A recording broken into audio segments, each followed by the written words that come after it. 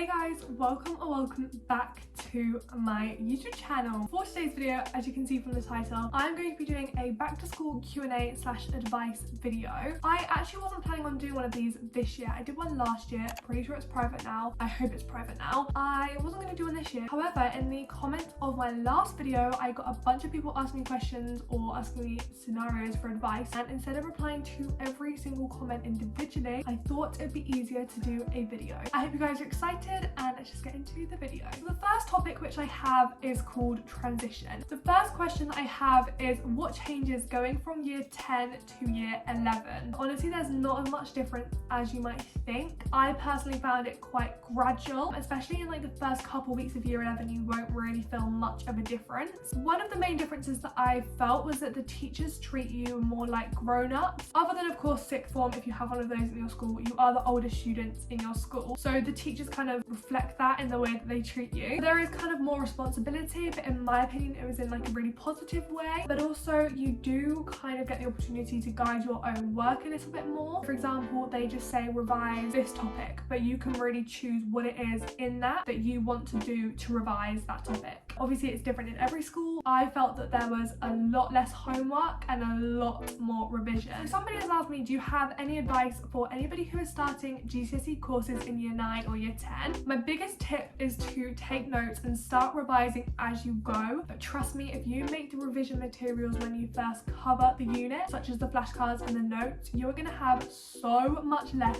to do in year 11. I think in most schools they do end of chapter tests anyways, so if you revise for those and then keep the revision material that you make, that is what I did, and it worked really well for me. My second tip is to keep the work that you do safe. Make sure you don't lose anything, make sure you're organised, because you really don't want to lose that material that is actual GCSE work. My next question topic is called organisation and motivation. You can probably guess what the questions are, but the first one is how do I stay organised? And the person that asked this question was specifically asking me in terms of folders and like organising the work. I would personally recommend having one folder for each subject, whether it's a proper lever bound one or just like a mini ring bound one. Just have a folder to keep everything in one place, and then within those folders you can put like dividers and plastic wallets just to keep everything together. But one exception to that is English. I would really recommend you get a new folder for each unit because you do so much work in English. And then within those folders, try and keep everything in order, especially if it's a literature book. The next question is how to stay motivated. A bunch of people ask me this, probably one of my most asked questions. I don't actually think there's an answer. You're not going to be motivated all the time. I wasn't motivated all the time. I don't know anyone who was motivated all the time, but that's normal. Obviously some kind of motivation is good, so I would recommend setting goals. I set myself grade goals, so I kind of said, okay, I really want to get 6s and above in all my subjects, so I'm going to work really hard on the ones I'm kind of averaging 5s in to get that up to a 6 or above. That was kind of how it worked in my head. I have called my next category of questions time management. How do you manage your time between all your different subjects and juggle the workload? I completely understand where you guys are coming from. I did 11 subjects at GCSE. That is an obscene amount. That is not normal. I don't know why my school made us do so many. You're just gonna have to prioritize. The way that I prioritize is I chose the subjects that I knew I wanted to further. For me, that's math, geography and economics, and I made sure that I was doing the best that I could in those subjects to make sure I got the grades I needed and the highest grades I possibly could. Other than that, I kind of prioritized the subjects that I wasn't doing so well in. And the second question is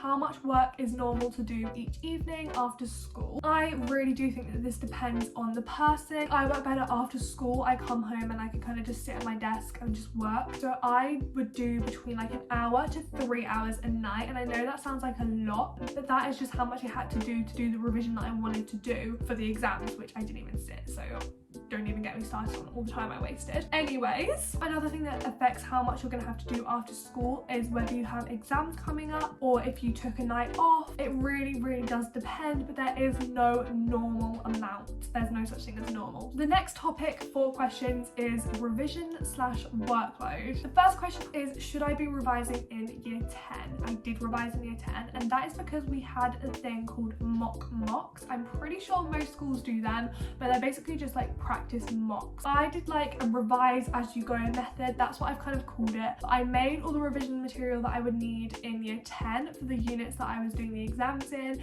and then I kind of just kept that material going through year 11. So I was revising as I went through year 10 and year 11. I would really recommend it if you can. Don't do like obsessive amounts in year 10, but you know, you might want to start. Just as a rough guide, I aim to have all my actual revision material made for the year 11 mocks, which for me were in December of year 11. Obviously I didn't have the revision material made for the content we hadn't studied yet, but for everything else I was kind of ready to go, so that when the real things came around I would have just been doing practice papers. The next question is, what is your favourite revision method? There is a bunch of different revision methods. I've kind of spoke about mine a lot already, but it's just to make the materials such as flashcards, notes, keyword, little flashcard thingies, timelines, whatever it is, and then later on do questions. Everybody is going to have their own revision method, so you really just have to experiment. I would recommend experimenting in year 9 or year 10, so that when you go into year 11 you know what it is that you want to do and how you want to work and how you want to revise, and that will really help you. The next question is, how much did I revise? Again, everybody will need to revise a different amount. You'll have to do what makes you feel comfortable and until you feel like you know what is going on. I feel like compared to a lot of people I did quite a lot of revision,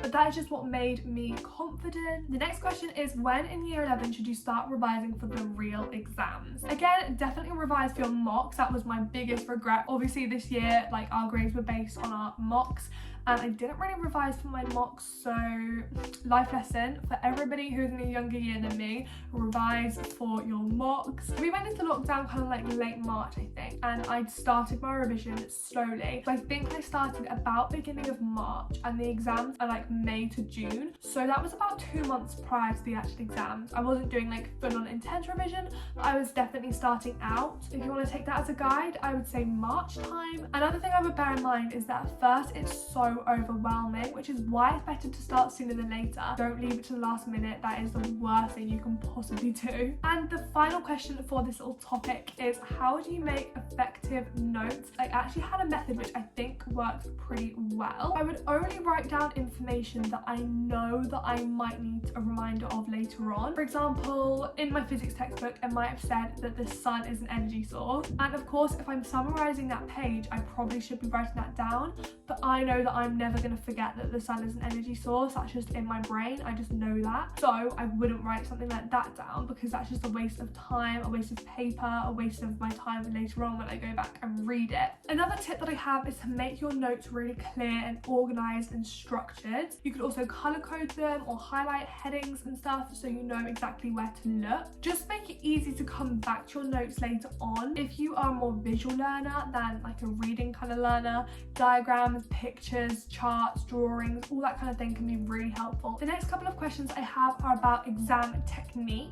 Somebody has said, I really struggle with managing my time in exams. Do you have any tips? If you are somebody who really struggles with time management in an exam and you know that you're probably not going to be able to answer all of the questions, my biggest tip would just be to skim through at the beginning and look at the questions and find the ones that you know you're going to be able to answer and answer those. But if you prefer to like just flick through and kind of do it as you go along, then if you come to a question that you can't do, just move on. And of course, you can always come back to those questions at the end if you have time. The next question is, how can I stay on top of my homework? I'm really struggling. Your teachers should only be able to set you homework for a certain time. So for example, at my school in year 11, each teacher was allowed to set us 45 minutes to an hour of homework once or twice a week, depending on their timetable. When I was struggling to keep on top of my homework, I would just do the allocated time, for example, an hour.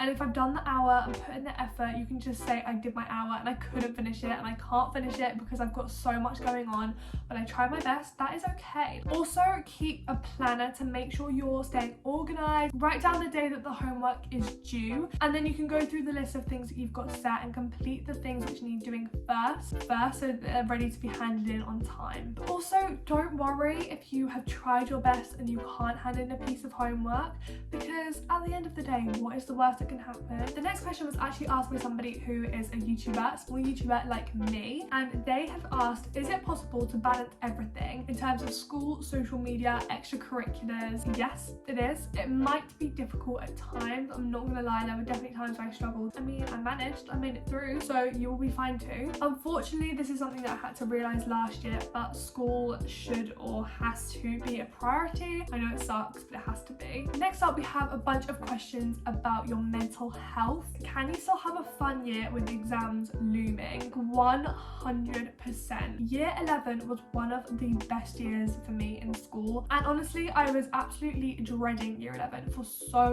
long, because exams are really like a big struggle for me. But I had so much fun, I really enjoyed it, and I wish it wasn't cut short. Everybody has always said this to me, and I was like, how can it be your best year?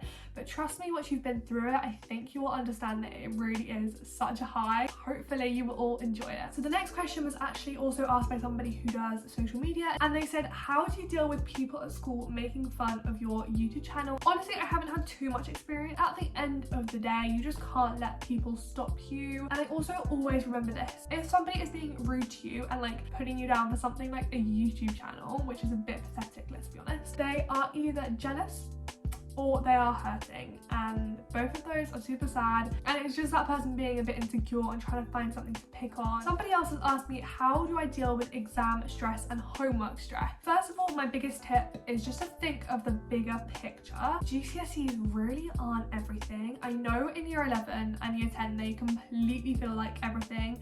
It's your first big set of exams. They're not really like that significant. Once you have your GCSEs, all you really need them for is to get into college or sixth form. Especially with homework stress, realistically, what is the worst that can happen if you don't hand in a piece of homework on time, as long as you're trying your best? Somebody else has asked me, how do I overcome the fear of presenting in front of my class for my English spoken language assessment? This is a bit of a tricky one. For those of you that don't know yet, in English language, you actually have to do a spoken presentation. You can either get a pass, a merit, or a distinction. You only have to pass it. It doesn't really mean anything. It won't account for anything in your grade, but you can't actually be awarded a grade until you pass this presentation. I don't know anybody who didn't pass, so it's actually not too much of a big deal. It's kind of just like an in-class presentation. Loads of people do get a bit worked up about presenting, which is totally understandable. This is kind of my thought process. First of all, again, what really is the worst that can happen? Second of all, you only have to do it once, and it's only like 4 minutes long max. It might be the worst 4 minutes of the year, but it's only 4 minutes and it'll be over before you know it. I'm totally fine with presenting. I'm quite confident with talking, but I did kind of have a problem with doing it in front of my class, because you know, you do care about what the people that you know think of you. So the way that I kind of got over that is that I pretended to make eye contact, but I didn't actually. I don't actually think anyone knows this, but what I did was I kind of just blurred my eyes,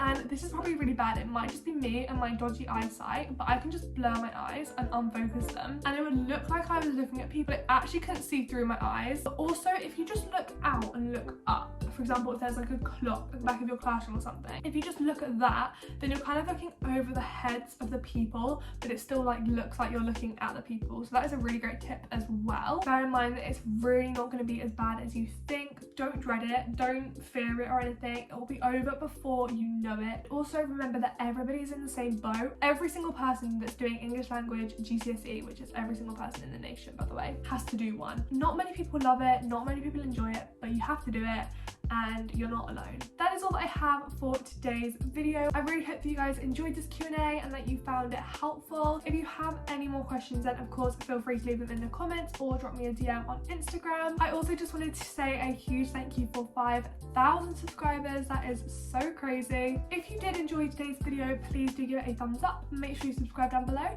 and I will see you very soon with a brand new video. Bye!